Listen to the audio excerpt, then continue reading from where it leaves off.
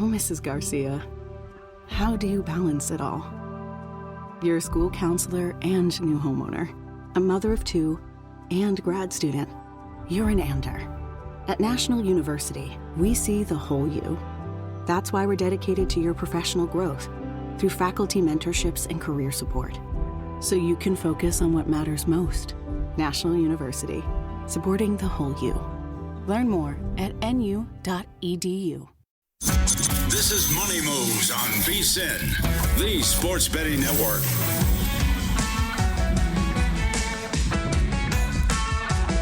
Kicking off hour 2 of Money Moves live in downtown Las Vegas, home of the world's largest sports book, Circa Resort and Casino, alongside Jonathan Von Tobel. Stormy Buonantony with you. Coming up in 15 minutes, we go have the VP of Operations at this fine establishment, Mike Palm, join us in studio. I know he's got some good hockey thoughts that we will get into, as well as an MLB play for the day, which is always fun. We'll have our best bets at the end of the hour. Plenty of Major League Baseball. I did get tweeted at, though, that people are upset that I didn't talk about my experience yesterday with the Minnesota Wild and Vegas Golden Knights. It was my first time between the benches, and it was very fun. But that said, I'm curious what this is going to look like for the Golden Knights moving forward for the Edmonton Oilers. I did not expect the Wild to be nearly as competitive as they were in this series. Golden Knights go down 2-1 in the set. They end up having to win 3 straight 1-goal games down the stretch. Even last night, when they looked like they were in the driver's seat, they score a goal late, and immediately the Wild come back 30 seconds later. So it seemed like they never went away. They were consistently pushing, and now you have an Edmonton Oilers team that has a lot of high-end talent, can be dangerous scoring, as we saw in the Kings series last night. I would think, you have a better hockey eye than I, but I thought that everything Vegas was doing was somewhat self-induced. So performing, I wouldn't take away from this series oh man, that Wild team was a lot more competitive, and now here we go. This team is flawed. I think a lot of it was some mistakes that they were making, and now that you kind of get that out, then you go on to take an Oilers team that's pretty flawed when you talk about them defensively. You could probably score on them defensively, pretty well. and what the hell is going on in net? Right. Obviously, you didn't have Stuart Skinner back in, and Calvin Pickard supposed to be your answer? I don't think so. But they can score so many goals at will that my worry for the Golden Knights, and I think that they win the series. I found it pretty interesting that, especially considering they have home ice in the best of 7, they're an underdog. The Oilers minus 120 favorites, and Vegas sitting at even money right now, that the Oilers have so much talent that the puck management issues that we saw early on in the series with the Wild did concern me a touch. That there were a couple of goals. I don't want to call you out, Shea Theodore, but you gift wrapped for the other side. Yeah, but I'm with you. I was surprised that they're underdogs here, and considering how well they played on home ice throughout the entire year too. That's been a very big strength for them. I already have a future ticket on them, the Knights to win this whole thing, so I'll sit back and wait. But I do think that if you were to remove that, I would be in on Vegas as a small underdog price there. I learned that I have a new pregame meal when I do hockey games, by the way, yesterday as well. Which was? Uncrustables. Yeah. are you an Uncrustable person? Yeah, of course. Peanut butter and jelly salad. It's, I think, probably the greatest sandwich of all time. Whoa. Seriously. Put that on a poll. Greatest sandwich of all time. Yeah, it has to be, in terms of the versatility, how easy it is to make, how often. There's not many people who don't enjoy peanut butter and jelly. It's hard for me to disagree, considering I downed 4 of them before the game yesterday. 4 Uncrustables. That's pretty calorically dense, by the way. You don't want to look at the nutrition facts on that bad boy, but it was I got a little out of hand. I didn't want to eat the pregame meal, so Uncrustables were the way. I assume they weren't frozen. The first one was still a little bit, and that's the way I like it the best, but the other ones were not. Really? Unfortunately. Like when the peanut butter's still a little hard? Yes, I like it like that. Okay. That's not the worst thing. Are you a strawberry or a grape person? Strawberry. I don't think there's any question about that. There's literally no debate. That was such a quick answer. If you like grape jelly, you're a heathen. I think there's really no question about the preferences between the two. So I was eating strawberry ones yesterday, but I don't discriminate. I like grape just fine. No, grape jelly's terrible. What? Yeah. All right. So that's another thing for you to tweet at us. That is, I feel like that's a little bit overblown to think grape is that disgusting. Grape, cough syrup, sure. But grape jelly, delightful. We'll get to more hockey in a little bit. Wow. What? A survey by AYTM found that 42% of respondents preferred grape jelly. Really? Interesting. Based on consumption data, grape jelly is the more popular jelly. Very disappointed to hear. Boom. This is the research that you get here on Money Moves. But let's get to a little bit of baseball, because we've been very NBA heavy. We're going to talk a lot more NHL in this hour, but we're more than a month into the season. Teams have played upwards of 30 games. But in a season of 162, it's still a relatively small sample size. At what point do you think what we have seen with teams is for real or not? Are there some teams where you feel like you already have a good grasp? I know the Rockies are bad, but hey, I mentioned earlier, they're on a heater. They won 2 in a row against good teams all of a sudden. Yeah. No, I don't think you really know. Although, with that in mind, there goes my Giants start to the month. Oh, yeah. No, that's fine. We got plenty of time. No, I don't think you really know until like the middle of summer for some of these teams. You even look, I mean, there's plenty of opportunities. These teams make deep runs all the time. When I say deep, I should say late into the season they make runs to make pushes back into postseason contention, whatever it may be. Injuries, obviously the easy one, the low-hanging fruit would be the Atlanta Braves. Right? But the Braves are a team that got off to an incredibly slow start. A lot of people would point to them as a late riser that you could look to and go, no, like if the odds continue to shrink on this team to win the World Series, you could convince yourself that with the eventual return of Acuna, with the eventual return of Strider, that this is going to be a team that is formidable and can thrust themselves into a wild card race with all of the teams in front of them. So I don't think outside of, it's much like I think golf, where I think you can lose in the first round. You can never win, but you can always lose in the first round. And I think there's certain teams, Colorado, Chicago, my Angels seem to be that kind of a team too. We can go through some others that are very, very poor, and we know that's going to be the case. But especially in the American League, Stormy, I mean, you could pull out. I think you throw like 6 teams in a hat and pull one out, and you're like, yeah, that could be the American League winner. And I don't think it would be a shock that they do it. Interesting. Yeah, that presents some opportunities potentially on the odds board. But to your point about some teams being slow starters, I even think about Aaron Judge last year, who had 1 home run in the month of April, and then he goes on to be MVP. So you don't fully have a grasp of what things are going to be yet. But because you mentioned the Braves, just looking through their schedule, 0-7 to start the year to 5-13. Now they've won 9 of their last 12. Strider coming back, Acuna coming back, all of those things. So they were as low as -135 to make the playoffs in that market. It's back out to -145 and kind of creeping more so in that direction. Real quick, the other team that I think is worth talking about here, obviously, is, I shouldn't say obviously, but Seattle. I think Seattle's a really interesting team. Seattle is second in weighted runs created plus right now. They're floating around 21st in strikeout rate. This lineup was abysmal last year, but all of a sudden they're hitting for power. They're absolutely incredible. In terms of total home runs hit so far, they're 4th in Major League Baseball right now. To me, that's a very big surprise. Does that continue, or does this lineup start to become exactly what it was last year, and that fall off is coming? We know that Logan Gilbert had the forearm strain, so he hits the injured list. So those, I think that's the other team too, where you look at some of these hot starts, you look at how well they have played, and you wonder, are there teams that you can eventually start to fade in terms of futures markets? Seattle's going to be an interesting one because that lineup last year was awful, and this year it is the second best lineup by some metrics. Full slate of action today. The Mariners are in action at the Rangers. Brian Wu starting for Seattle. Jack Leiter gets the ball for Texas. Only giving up 3 runs in 3 starts. Could be due for some regression, but he's good. Wu against Texas 3 starts ago gave up a single earned run over 7 innings, struck out 7. When you have that next time out that you're meeting a team that you played recently, that's advantage hitters typically? Do you feel one way or another about that or this game? I think you can make the case that it's not really the greatest for Wu, but it's also a divisional game, right? So like these are teams that are familiar with one another regardless. And I'm a big Brian Wu guy. Like if you look at his numbers across the board, right in line with where he's at. You know, it's funny in the minors, I think it looked like he was going to be a dominant strikeout dude. He's a good strikeout guy, but not necessarily like the rate at which I thought he was going to be. But he is very good at keeping the ball down, does not allow home runs, really solid in terms of strikeout to walk rate. Like I think he's a really solid dude to continuously back. And especially when you're talking about the run support that he's getting. Having said that, we saw this open up like $1.20 in favor of Seattle in some spots. We're starting to inch toward Texas. Given the way the Leiter's pitched here, there's no real blemish in his numbers that would tell you that he is due for some sort of like deep regression. 13 in the third, 2.03 ERA, 2.20 fielding independent.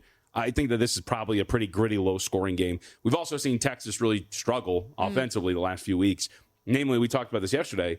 Tyler Mahle, as I mentioned, right? Markey comes in on Mahle or against Mahle. There seems to be some thought that Mahle isn't going to pitch particularly well. He does. He actually only gives up 1 earned run over the course of, I think it was 6 innings. Rangers end up losing 3-0 because they can't give him any run support, and they have nothing on offense. maybe you go under here, considering how well both teams are pitching and what we talked about. Seattle maybe a little fraudulent with the degree to which how well they have been hitting. Slight juice too on that under 8.5 right now, so that is where the market is going. As you went through the card today, and there are so many games, any one or two that stood out to you that either triggered a bet or you're contemplating one for this afternoon? I mean, I thought it was interesting that the market is all in here on the Yankees and the Rays, considering how high this price is getting right now. We saw this open minus 210 in favor of New York. It's Max Fried. Yeah, and now we're up to like minus 258 at some spots here. You mentioned Max Fried getting the start for the Yankees against Pepio here. Fried so far, though, has pitched extremely well to your point. $1.19 on the ERA, but the FIP is near 3, so there's like nearly there's over a 2-run difference there, so maybe, or nearly a 2-run difference there, so maybe there's going to be a little bit of regression to the mean to a very good pitcher as opposed to an elite pitcher. I think the question just becomes like, is he worth that massive of a price? Considering how well he's pitched, sure, but that stuck out to me as high as it is, and I do wonder if there's going to be any buyback at some point here for the Rays. And Pepio, he has not pitched particularly well, and he is a dude that probably does get blasted, but I was very surprised that we're reaching minus 260 in favor of New York here today. I wonder how high it gets. Even the F5 run line is minus 145. Yeah, it's pretty high. Fried's been great, though. Like, give him credit. Obviously, he's been great. Should also note, we should note, too, later tonight, the Angels and the Tigers, but Mike Trout did end up hitting the injured list. So a bone bruise there for Trout. Soriano gets the start. He opposes Skubal, and that is a meaty price tag, $1.80 or so. Lots of injuries going on, which, by the way, just coming off of the Yankees, the injury stuff for Stanton and everything, is that how concerning is that for you in this, midterm range of the season? I think it's more concerning about Chisholm, right? The 10-day IL. I mean, I don't think it sounds like I was watching the Yankees-Orioles game the other day. They were making it sound like it wasn't going to be too serious. They didn't even know if he was going to be on the injured list. Turns out, obviously, he is. So I think, considering the fact that you haven't had Giancarlo Stanton, it's not that big of a deal. But Chisholm not being out there, I think, is the more important thing. We'll see how long it is, but I think that's more impactful. Okay, we're going to take a quick timeout, but a reminder, everybody, the Kentucky Derby is coming up this weekend, and if you're looking for a new way to feel the rush of the Derby, First Bet is your front row seat to the fastest 2 minutes in sports and so much more. You can bet on the Derby and hundreds of other races every day at firstbet.com. The Kentucky Oaks going on today. That's the number one, stbet.com, firstbet.com. Use the promo code VSIN200. That'll grab you a $200 sign-up bonus. Get ready. The Derby starts at firstbet.com. We're going to take a quick timeout. When we come back, I'll be joined on set by 2 actors. Mike Palm joining us next here in studio.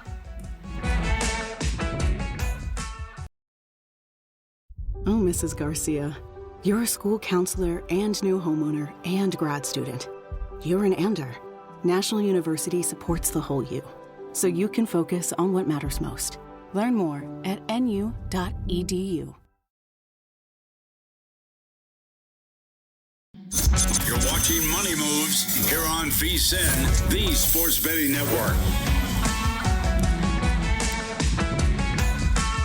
Happy Friday as we roll along here on Money Moves, VSIN, the Sports Betting Network. Jonathan Von Tobel and Stormy Buonantony with you as we welcome into the desk Mike Palm, VP of Operations here at Circa Resort and Casino. And guys, I'm like overwhelmed by the acting star power that we have here on the desk as the commercial here at Circa gets revealed this morning. What's going on? Yeah, I like the little cameo roles each year, of course. You always get a good costume, I've noticed. Costume is important. I remember the first year. Remember, I was the old guy at the racetrack that Derek had to explain how the app works. Walter.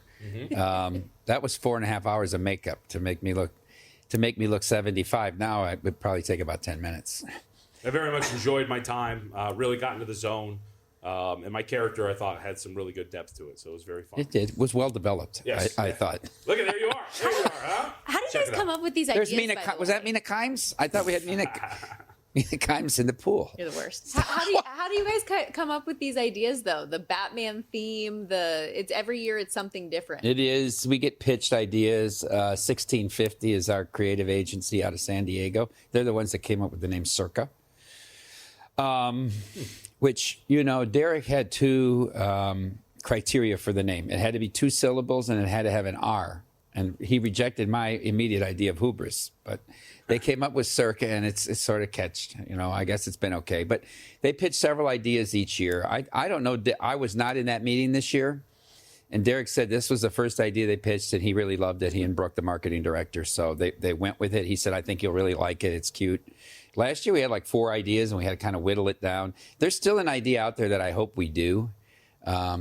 Maybe that it'll get brought up again in the next few years that I think would be really funny. I don't want to say it because I want people to react to it if we actually do it in real time. But yeah, and then now of course this is just a tease that there'll be an announce coming, and we'll be with Mitch and Paul for that reveal on the Thursday, whatever it is, the 22nd, the Thursday before Memorial Day, and then we'll open up registrations that Friday. So I think it's 2 p.m. Pacific that day. We're on with them, Jeff Benson, myself, and Derek. So this is going to get some good run, is what we're hearing, this commercial.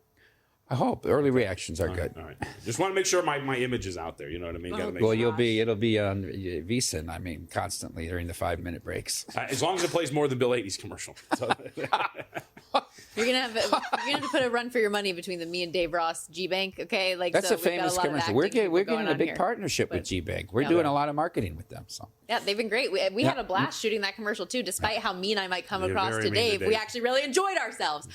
he's a veteran. I love when you come on because we get to dive into the hockey. Last night, another amazing night of games across the board. This playoff season so far has been a blast, and you've got a Game 7 coming up in Colorado and Dallas. Anything that stood out to you? What would you, Stormy, have put the number at? How many Game 7s we would have had tomorrow with a 4 possible and none possible? I said 1.5 was the over-under, and I leaned over. Yeah. But I thought we would have at least gotten 2. Right. So, but it's a busy day. And we still, think we if still you would could technically. Think if you'd have had 4 and you had Clippers, Nuggets, but you got Canelo, you've got a UFC card, and you have the Derby. Like, I was convinced. Here was my prediction: if there were all 4, they would make Dallas play before Toronto. Sure. They would do like a 1 o'clock, 11 a.m. here, 1 o'clock Dallas. They would not make Toronto play an early Game 7, right, of the slate. Think about if you're out there in Denver, though, too. It is for a puck drop. I think tip off for Nuggets and Clippers is 4:30. And then 30 minutes later, it is Avs and Stars. Yeah. So, like, when you're talking about being out there, that's also part. That's ridiculous in terms of scheduling. How are you supposed to support both teams? I thought that Minnesota might be heading that way, where they were going to have Wild, but the Wolves took care of business. We could still potentially have another Game 7, though, in the NHL with I think the Jets we will. and Blues going head-to-head tonight. You think so? I do. Look, Hellebuck was terrible in Game 5. They couldn't get any shots on that. It's been terrible the whole time. That second goal was maybe the worst goal I've seen given up the entire playoffs. He just didn't get over to the post at all, but they couldn't get any shots on net. So that's one of my 2 plays today. I like this game over, and you get a plus on 5.5. I think he'll be bad. The problem is you can't have 2-2. Mm-hmm. But look how Montgomery's been when they're down. I mean, he pulls the goalie with a center ice face-off. So, I mean, there's going to be empty net goals. He doesn't care how many he loses by. I just think that total's short. And I always think it's hard to bet unders in elimination games because teams are desperate. If they're down 2, they'll pull the goalie with 5 minutes left.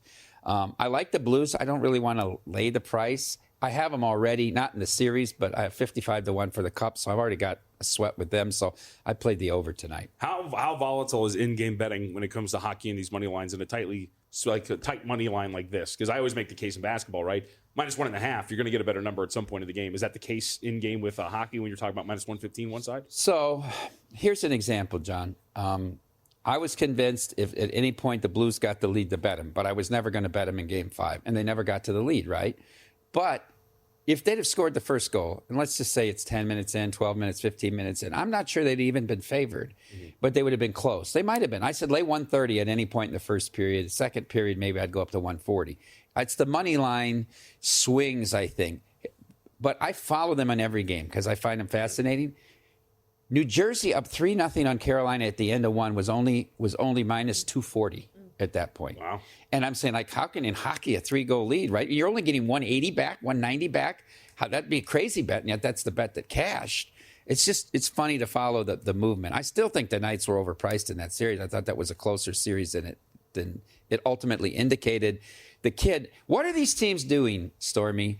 They bring these kids in with no NHL experience, these draft picks, straight out of playing against Western Michigan, and they're putting them in the third period of a game, and you get a double minor, and that's where the Knights scored at the very end of that 4 minutes. The crucial goal of the series, down 3-2, possibly going down 3-1. They keep throwing these kids in there. They're not ready for it. Black Knights, right? The young kids that get the opportunity to come up. But yeah, you're right. In moments like that, critical moments when you want your best players out there on the ice and you have some of these guys that are inexperienced and don't have that in the moment.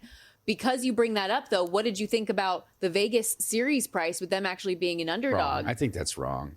That doesn't mean I'm going to bet them, Right. but I think that's wrong. I mean, are you going to tell? I guess the argument, they didn't stop Minnesota's top line. What are they going to do against Edmonton? And Edmonton, I don't know. I mean, I can only argue that Edmonton was the better team against the Kings the last 2 games. I can't argue that in 3 and 4. It was an even game 3, and the Kings should have won game 4.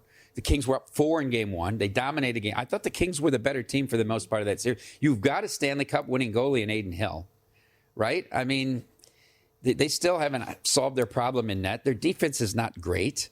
I still think the Knights should be a favorite here, 120, 130. I disagree with them. It's funny, the division champs all dogs, right? Yeah, and Toronto a big dog to Florida. So I was going to say, too, we like all of the home teams are dogs Right. in these sets. They won their division, and they're the dogs in the second round. How good does Florida look to you? They look like the best team in hockey. They really, really do. What they did to Tampa was quite impressive to me. And they're healthy and they're back. And I think they even look faster than they have in the past few years. They're still big and they still have that great board checking game. And you have a goalie that's won it, a guy that was been there 2 years in a row. Here's what's to me is interesting. And people tell me no. I keep asking how Paul Maurice could not have been on John Cooper's staff. And you can see the tension between the two of them. If he wins, if he goes back to back into 3 straight finals and 30, is he considered to be the Olympic coach for Canada? Or is it just Cooper's job no matter what?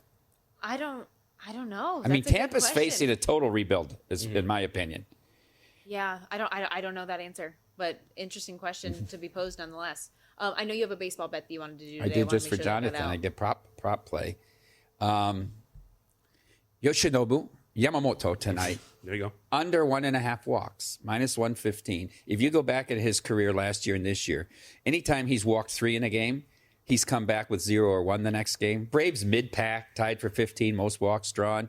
He in that game against Skeens Friday night in LA that he lost 3-0, he never found his release point in that game. And what I like about Yamamoto is he doesn't throw any non-competitive pitches. There's no wasted pitches. Even when he misses with a purpose. And he's not afraid to go 3 balls because he knows he has the kind of control that doesn't scare him, that he's just going to get errant. So I didn't want to lay the price with him. I really didn't want. I thought about the run line. Let's just focus. And no outs total. We get punished out here. I mean, there were no out totals for recorded outs. That was probably an angle I would have used, but I'm going to go with the walk angle tonight. Last time I was on with you on your Bet on Chicago show, we talked about the American League Central and the fact that maybe the Tigers are going to run away.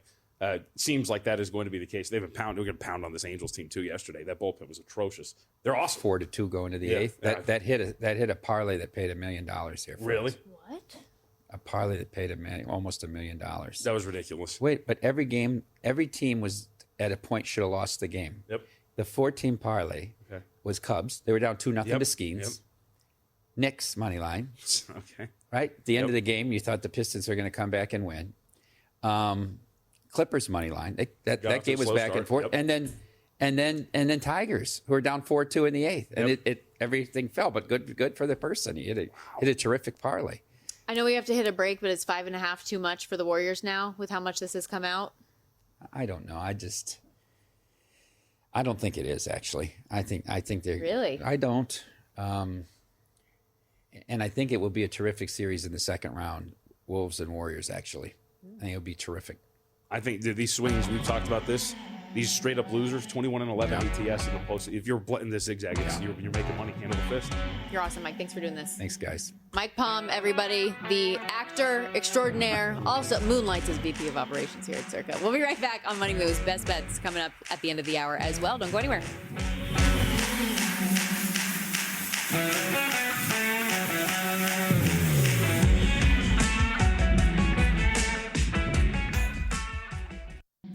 You're watching Money Moves here on VSiN, the Sports Betting Network. The NBA and NHL postseasons are rolling on. We got plenty of MLB to come today. Lots to get to in this final half an hour of Money Moves on VSiN. Sirius XM, channel 158. Jonathan Von Tobel, Stormy Buonantony with you. We've discussed a couple times that Warriors-Rockets game. If you have a play in it, we will get to that at the end of the hour with our best bets. I wanted to talk, though, about some of these series prices that have come out. And Notably, I mean, we mentioned it briefly, but the Celtics a massive favorite against the Knicks, who closed out the series against the Pistons yesterday. The Cavs minus 425, really big favorites against the Pacers. These numbers to you, I know at least with Boston felt right, but what about Cleveland? Is that fair? I think it's cheap. There's some spots that are under $4, or at least were. I haven't checked for a little bit, but there were certain shops that were like minus 380, minus 390 on the Cleveland Cavaliers. I think it's a very cheap price considering what this matchup, I believe, looks like on paper. Look, Cleveland's great. When you look at their ability to score with both Darius Garland and Donovan Mitchell, there are really no perimeter defenders that I think you're going to trust if you're Indiana to shut down either one of these guys. They're going to have, I think, some big issues when you look at Indiana's ability to defend both of those guys, specifically Mitchell. The other part is, that was a matchup against Milwaukee that was tailor-made for Indiana to really go after them. Milwaukee had no perimeter athleticism, no real guards to defend Tyrese Halliburton and Andrew Nembhard. You at least have some guys that are big, long, Donovan Mitchell and DeAndre Hunter that can flash out to the perimeter, guard some of these guys. Hunter can take on a Tyrese Halliburton, if you will. I think there's so many different things that you can do here. Cavs have some versatility as well. They can go a little bit smaller with Mobley at the 5. They can put in another forward that can shoot with Jared Allen at the 5. There's so many different things that I think that they can do to really bother Indiana. And I think Indiana's played well defensively down the stretch. I don't think there's really any question about that. I just really like Kenny Atkinson and this team, man. Yeah. They're playing really well. They make the right adjustments. Atkinson is arguably one of the best head coaches in the league right now, given the way that he can coach this team up. And I don't think there's really any stopping Cleveland at this point. So I thought it was cheap. I also think there's this thought of like, hey, Indiana, watch out, beat up on Milwaukee. That was a team that was on life support. And I think that this is going to be a much different challenge for them. So I laid 1.5 games and 2.5 games here with Cleveland. The 1.5 for those wondering, the price is minus 160 to lay 1.5 games, plus 125 if you feel comfortable laying the 2.5 with the Cavaliers. Do you think that the Cavs are, I mean, granted, given the regular season that they have had, they certainly should be in the conversation, but do you think that they can win the Eastern Conference when you have an odds-on number in Boston and people just think that they can be this juggernaut? They obviously had an up-and-down series with the Magic. I mean, I think there's certainly a reality. The problem is, like, I wouldn't freak out too much about the Orlando series, only because I don't think we give enough credit to how good Orlando is defensively. They're arguably the best defensive team in the postseason field. They're big, they're long, they're strong. That is a team that is going to have some problems. Remember, Boston was dealing with injuries throughout that series as well. Drew Holiday, amongst some others. We're missing some time, Jaylen Brown. So I don't want to freak out too much. Jason Tatum missed a game as well. So I don't want to freak too much out about a grinder of a series that still ended in 5, by the way. Mm-hmm. Right? Like, it wasn't even like they got pushed out to 6 or 7. I think that Cleveland has a chance to beat the Boston Celtics. They split the 4-game regular season series with them. I think the one thing that gives you a little bit of pause is that Donovan Mitchell averaged 35 points per game against Boston in the regular season. Can you do that again? And that's only to earn a split of 4 games. So I'm going to be very curious if they still have a problem with Donovan Mitchell, which I think you can make the case you do. He is much bigger than the 2 backcourt guys that they're going to have defending him. So I've been pretty high on Cleveland throughout the year. I think I've been higher than most. It obviously depends on the way the series is priced as well, should they meet each other in the Eastern Conference Finals. So when it comes to this Celtic series with the Knicks, then real quickly, because it's priced out so much, are there any alternate ways that you can bet on Boston in the series? Because even laying 2.5 games is still steep. I mean, you can go exact route, right? So we have total games. Yeah, it's like, you can go total number. Games if you want. You can go the exact series result as we're looking at here. Boston, 4, Boston at 5, plus 235, plus 220. I think that this is going to be a relatively short series. As I just get a text from Kelly Bidlin, which is a good idea as well. I don't know if he's listening or not. If you wanted to parlay the Celtics and Cavs minus 1.5 games together in for a series price, I like that. That could be pretty boring, but you could go ahead and do that if you want to eat into some of the price that you're going to be laying with Boston to win this series. So there's some different ways you can circumvent wanting to lay a price with the Celtics if you so choose. Okay. Last thing before we move on from the NBA futures market wise. Is there anything worth a look right now in your eyes? Nah, I mean, I just don't think at this point the toothpaste out of the tube. You're not really. I don't think you're really betting futures unless it's like a team that is down in the series. But even then, you're betting that team to win a series, and then you're rolling that over into the next series and rolling it over into the next series. There's not really anything from a future standpoint that is worth playing at this point. Forgive me, because this is our first week doing full shows together. What positions do you have in the futures market now? I don't have anything, man. Really? I didn't bet any NBA Who futures. are you? Right. I didn't bet anything in terms of actual. I had some awards that went up in flames. But in terms of actually winning this whole thing, there's really nothing that I've got right now that is of consequence. Actually, no, I don't have any futures at all. Look, I think that I like to bet these series, and I like to sit back and watch the larger sample size take place, right? So I've got the Clippers to win this series at plus 130, so on and so forth. But I prefer that route. I don't really have or didn't see anybody that was worth jumping on. I think Zach Cohen has some pretty good futures on the Timberwolves. That's a pretty big numbers to win the Western Conference. But there was nothing that I had jumped on in the regular season. So I am future free and just betting these series to series. Okay, from the NBA to the NHL. We mentioned this with Mike Palm last segment, talking about these division winners, these teams with home ice in round 2 that are all underdogs right now. The Washington Capitals plus 135 dogs to the Canes. Toronto, they finally win a second closeout game in 20 years. And what's their reward? Oh, they get to face the defending Stanley Cup champions that just looked awesome against the Lightning. They're plus 145 dogs, Panthers minus 170. And then the Vegas Golden Knights, coming off their series win over the Wild, a home underdog, even money to the Oilers at minus 120. I think of that group, the one that I have the most interest in is the Vegas Golden Knights, because I think that they probably should be the favorite here. So I think that's off mark. But to Mike's point, is that something you want to bet? I don't know. Maybe just take it game to game and see how you want to play it from that standpoint. Yeah, you could potentially. I wanted to ask you, because for this series, I would agree. I think Vegas outplayed Minnesota, at a much higher degree than what the series result would tell you. And so if you look at the even strength numbers, there's a strong argument to be made. Should have been a shorter series, and I don't want to freak out too much about it. What I'm more interested in, and I want to get your thoughts on, finally getting the monkey off the back for Toronto. How much does that affect them as they move on now to the next round when you put so much effort into getting out of that first round because of everything? We talked to Nick Alberga as I blamed the fans, right? Stop talking about it. That's all you guys do.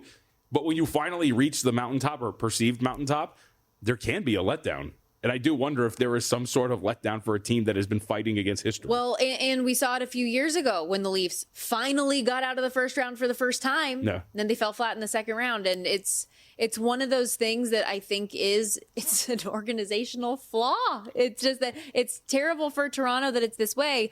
But I honestly, I don't even see this just as a letdown against the Panthers. I just think the Panthers are that good. Kick ass, yeah. Yeah, because everyone knows when we came in to the opening round with that Florida and Tampa Bay Lightning series, I liked the Lightning. All of the numbers that I was looking through and the way that Tampa had grown in their game defensively the back half of the year beyond Four Nations, and as well as Andrei Vasilevsky was playing, their high-end skill at the top, I thought they were the better team in that series. I thought that they were going to be able to come out there and win that thing in 6. They end up losing in ugly fashion to this Florida Panthers team who knows what it takes to get over the mountaintop, who, for as much of a grind as it is in the Stanley Cup playoffs, and it is, and to be able to make it all the way through June and then get back up and do it again is very, very difficult. But we have seen teams do it when they're built a certain way, and I think Florida's kind of built that way right now. Would you lay 1.5 games? It's plus 110.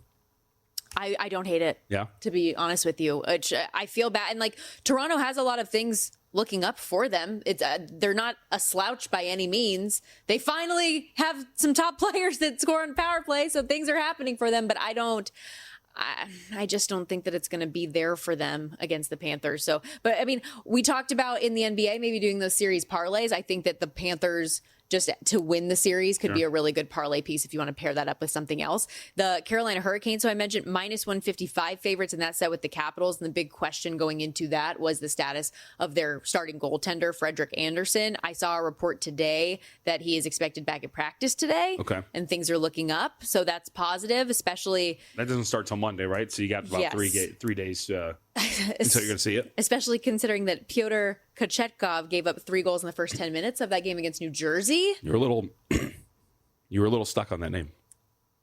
I took a beat. Okay.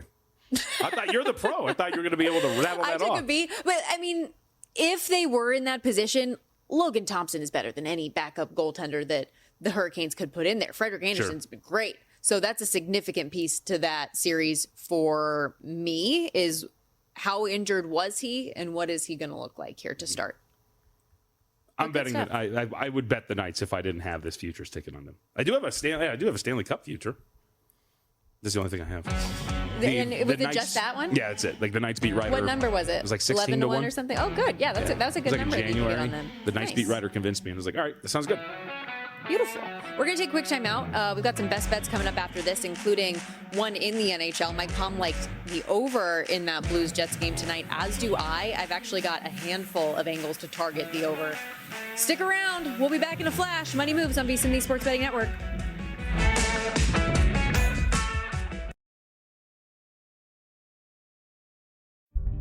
Oh, Mrs. Garcia, how do you balance it all? You're a school counselor and new homeowner, a mother of two, and grad student. You're an ander. At National University, we see the whole you. That's why we're dedicated to your professional growth through faculty mentorships and career support, so you can focus on what matters most. National University, supporting the whole you. Learn more at nu.edu. You're watching Money Moves here on VSiN, the Sports Betting Network.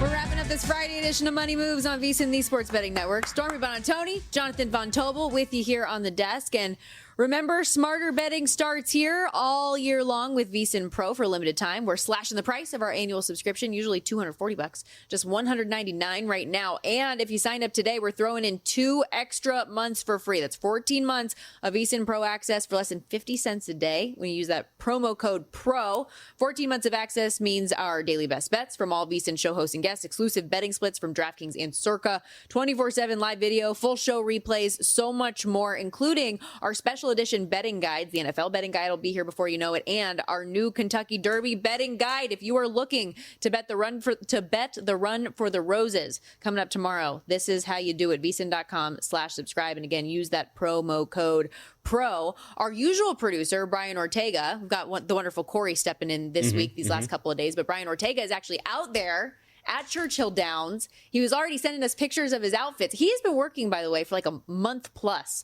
on making sure that he had detailed the perfect fit. So when he's back on the show with us next week, we're going to have to pump those tires a little bit. That's the perfect fit? That's day one. And yes, he looks great.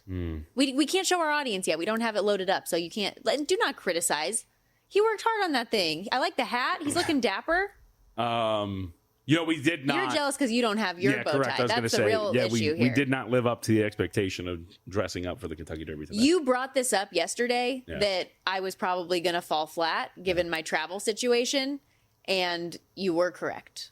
I am dead inside and on the outside right now after last night. I guess you're wearing black, so that's not really a color you wear to the Kentucky Don't we Derby. have a top hat in here somewhere? We do. I can throw that on. Oh, by the way, maybe when he comes back, he can tell me what a mint julep tastes like, or is it any good? Because that's all anybody talks about.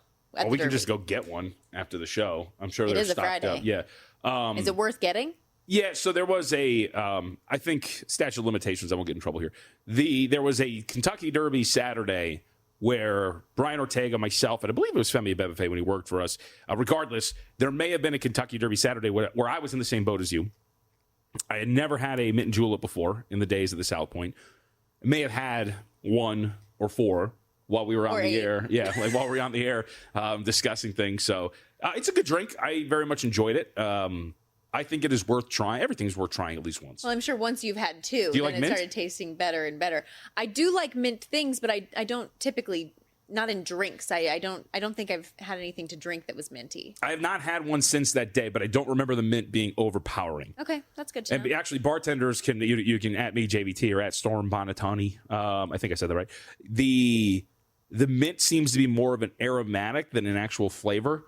So like when you smell it, obviously it hits your palate, so it does accentuate the taste a little bit. But I don't think it's too strong from what I remember. You told me real quickly we had some tweets. Oh, this is my favorite. Okay, so every year, it's not every year. One of my favorite things that happens when a team gets eliminated is the post-series report of like, hey, by the way, our star was injured. I can go back a couple of years ago where, if you remember, LeBron James and J.R. Smith Remember when they blow that game 1 against the Golden State Warriors, LeBron allegedly punches a whiteboard after the game, had broken his hand, but they don't say anything for the entirety of the series until afterward. Damian Lillard in the Western Conference Finals against the Golden State Warriors, allegedly in game 1 or 2, had separated his rib. They don't say anything until afterward. Yeah, we always get those reports. Story filed to ESPN from Dave McMenamin. LeBron James suffered a grade 2 MCL sprain in his left knee from his collision with Dante DiVincenzo in Wednesday's Game 5. The injury entails a 3 to 5 week recovery timeline. Oh, there you go.